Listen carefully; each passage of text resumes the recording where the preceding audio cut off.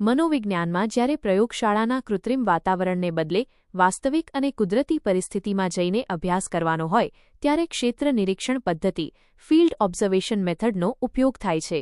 TATHS પરીક્ષા માટે, સામાજિક મનોવિજ્ઞાન અને પર્યાવરણલક્ષી અભ્યાસો માટે આ મુદ્દો ખૂબ જ પ્રસ્તુત છે.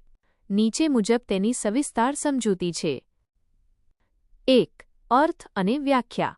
ક્ષેત્ર નિરીક્ષણ એટલે જે તે ઘટના જ્યાં ઘટી રહી હોય તે જ સ્થળે ઓન-સાઇટ જઈને તેનું પ્રત્યક્ષ અવલોકન કરવું.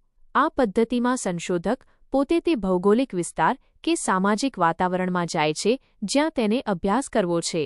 અહીં નિરીક્ષક કોઈ પરિસ્થિતિ ઊભી કરતો નથી, પણ જે પરિસ્થિતિ છે તેમાં જ વર્તનની નોંધ કરે છે. 2. મુખ્ય લક્ષણો. વાસ્તવિકતા. આ પદ્ધતિમાં મળતી માહિતી સૌથી વધુ વાસ્તવિક અને વિશ્વાસપાત્ર હોય છે. નિયંત્રણનો અભાવ. પ્રયોગ પદ્ધતિની જેમ અહીં ચલો પર કોઈ ખાસ નિયંત્રણ હોતું નથી. ભૌગોલિક મહત્વ. આ પદ્ધતિમાં સ્થળ, લોકેશન અને સમય ટાઈમની મોટી ભૂમિકા હોય છે. 3. ક્ષેત્ર નિરીક્ષણના સોપાન. સ્ટેપ્સ. 1. ક્ષેત્રની પસંદગી. કયા વિસ્તારમાં અભ્યાસ કરવો છે તે નક્કી કરવું. દાત. કોઈ પછાત વિસ્તારની શાળા.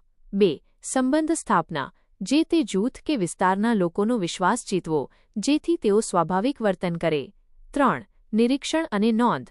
ઘટના કે વર્તનની ડાયરી કે વિડિયો દ્વારા નોંધ રાખવી. 4. વિશ્લેષણ.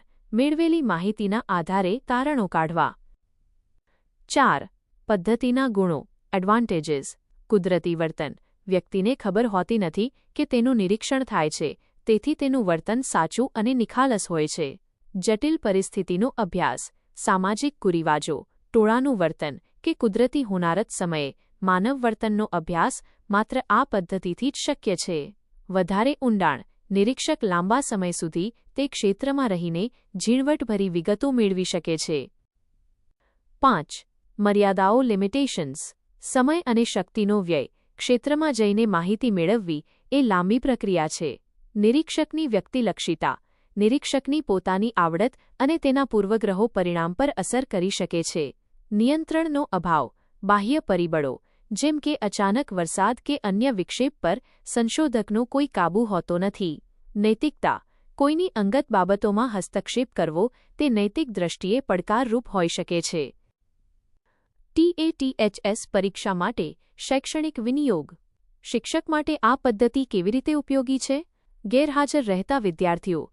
જો કોઈ ચોક્કસ વિસ્તારના બાળકો શાળાએ ન આવતા હોય તો શિક્ષક તે વિસ્તારમાં જઈને હોમ વિઝિટ કારણો શોધી શકે છે. સામાજિક અને સાંસ્કૃતિક પૃષ્ઠભૂમિ. વિદ્યાર્થી જે વિસ્તારમાંથી આવે છે ત્યાંની ભાષા, રીતરિવાજો અને જરૂરિયાતો સમજીને શિક્ષણ કાર્ય વધુ અસરકારક બનાવી શકાય છે. ક્રિયાત્મક સંશોધન.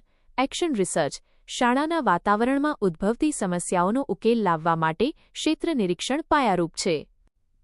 7. TATHS key points. તારણો. મુદ્દો. વિગત. મુખ્ય સ્થળ. કુદરતી વાતાવરણ. ફિલ્ડ. નિરીક્ષકનો હસ્તક્ષેપ. લઘુત્તમ. મિનિમલ. પ્રકાર. મોટા ભાગે. અસંરચિત અને સહભાગી. શ્રેષ્ઠ ઉપયોગ. સામાજિક મનોવિજ્ઞાન અને લોકજીવનના અભ્યાસમાં. પરીક્ષામાં પૂછાઈ શકે તેવો પ્રશ્ન.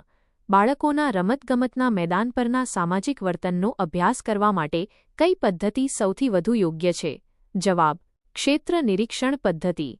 શું તમે આ ક્ષેત્ર નિરીક્ષણ પદ્ધતિને સમજાવતી એક ઇન્ફોગ્રાફિક